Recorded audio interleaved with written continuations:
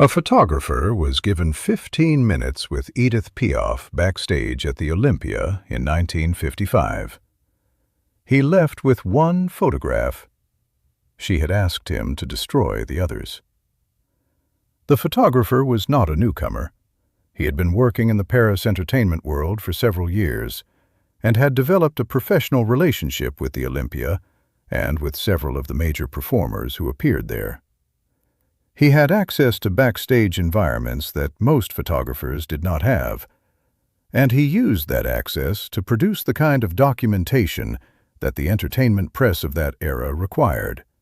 Photographs of performers in the spaces between their performances, in the conditions of preparation and recovery that were usually kept from the public view. He was given his 15 minutes with Piaf in the hour before a concert at the Olympia in 1955. The session had been arranged through the channels by which such sessions were arranged, a conversation between the photographer and someone in the organizational structure of her management or the venue, a confirmation, a time. The 15 minutes were allocated. He arrived with his equipment and was shown to the area where she was completing her preparation. He photographed. That is what he was there to do, and he did it. In 15 minutes, with the equipment of the period, medium-format cameras, available light supplemented by the limited portable flash technology of 1955, the specific working conditions of a backstage room that was not designed for photography, he produced whatever roll or rolls of film he produced. He was working quickly, because 15 minutes is not a long time, and he was working with the professional efficiency of someone who had done this many times and who understood that the backstage conditions of a major Paris concert venue were not going to wait for him to be unhurried about it. He photographed what was there in the conditions that were available, and then the 15 minutes ended. She looked at the photographs. She chose one. She asked him to destroy the rest. She looked at the photographs and chose one. The one she chose was not, by the accounts of people who have described the session, the most technically accomplished of the images taken. It was not the photograph that the photographer would necessarily have chosen as his best work from those 15 minutes. It was the photograph that she chose, according to the reasoning that she did not explain to the photographer's satisfaction, but that he understood, in retrospect, as something other than vanity. What she was protecting, when she asked him to destroy the others, was not a particular version of her appearance. She did not make her selection based on which photograph made her look most conventionally attractive or most representative of the public image that the industry had developed around her. The photograph she kept was the one that contained something she recognized, something about the specific quality of presence in that moment, in that backstage space, in the hour before that particular concert, that she was willing to let exist in the world.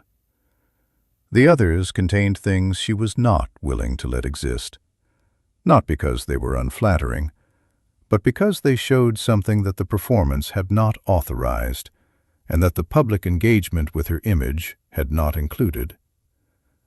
The distinction she was making was between what she performed for and what she kept private, and it was a distinction that she applied to her image with the same precision that she applied to her performances. What the stage gave to the audience was what she had chosen to give it. What the photographs showed was what the photographer's eye had caught in conditions that she had not fully controlled. She could not control what he had seen in those 15 minutes, but she could control what survived from them. The photographer destroyed the photographs she had asked him to destroy. He had been working in the world of Paris entertainment long enough to understand that the relationship between a photographer and his subject, when the subject was a performer of Piaf's magnitude, was a relationship that had specific obligations in both directions, and that the obligation she was invoking was not an unreasonable one. He kept the one photograph she had chosen. It went into circulation in the form she had authorized. What the other photograph showed will not be known. To understand what this request represented, not as an act of vanity or of control, but as something more specific and more interesting. You have to understand what Edith Piaf's relationship to her own image was, and what it meant in the mid-1950s for a performer of her stature to have strong opinions about what the world was allowed to see of her. By 1955, Edith Piaf had been a public figure for nearly 2 decades. The Olympia in 1955 was not the same Olympia she had first performed in. The theater had its own history of its performers, its own accumulated weight of evenings that had mattered and evenings that had not. And by 1955, Piaf was one of the figures most closely associated with it. She was not performing at the Olympia as a newcomer or as someone trying to establish herself. She was performing as someone for whom this stage was a known and necessary part of her working life. And the difference in how she occupied the backstage space before a concert was visible to anyone who had also seen how younger performers occupied it. With the specific ease of someone who is in a familiar room, in a familiar city, before a familiar kind of evening. The public version of her appearance was, by that point, well established. The small black dress, the hands that she used when she performed with a specificity that made them one of the most recognized aspects of her stage presence. The overall quality of compact and intense physical containment.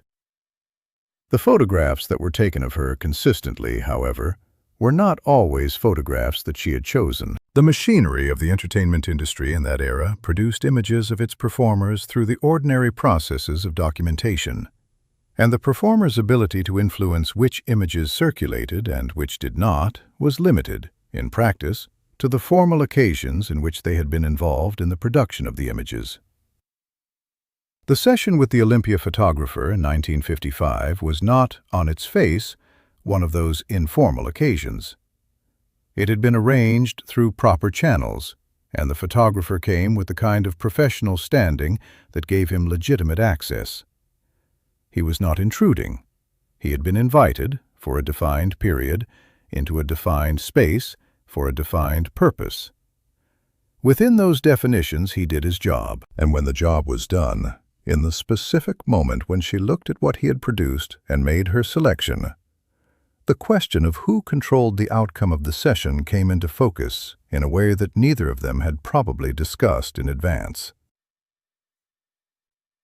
What she did next is the part of the account that has survived. There is a particular quality to a photograph that has been chosen by its subject from among many. A quality that is different from the photographs that simply exist because no one thought to destroy them. The chosen photograph carries the knowledge of its own survival, not accidental, not arbitrary, but the result of a decision made by someone who looked at what had been captured and recognized in this one image something worth allowing to continue. The others, whatever they contained, had not been recognized in the same way. They had been looked at and let go. What Piaf chose, in that backstage room at the Olympia in 1955, was a specific version of the encounter between her private self and the public world's apparatus of documentation. She did not choose to be undocumented. She allowed one photograph to exist, and in doing so, she allowed the session to have its purpose. But she controlled what the purpose produced, in the specific and direct way that she controlled everything else about what she gave to the world and what she did not. This was not a simple decision about privacy in the ordinary sense. It was not the act of someone protecting a secret or hiding something that would have been damaging if revealed. It was the act of someone who understood that what she was, the specific thing that made her worth photographing in the first place, was a thing she managed, and that the management extended beyond the stage, beyond the formal performances, into the conditions in which she was documented in the world. She was not a public figure who was also a private person. She was a performer whose entire professional existence was a sustained act of decision about what was given and what was withheld. The photographer had come with equipment and a professional mandate and 15 minutes. He left with one image and the requirement to release the others. He had been inside the conditions that produced Edith Piaf's performances. The backstage hour, the preparation, the specific way she occupied a room before a stage received her, and what he was allowed to take from that into the world was the thing she had found acceptable to share. She had looked at what was there. She had taken what she wanted, and she had let the rest go, without apology and without explanation, in the quiet way that people release things they have decided not to carry. The one photograph survived. It shows her in the hour before a concert. It shows what she chose to show.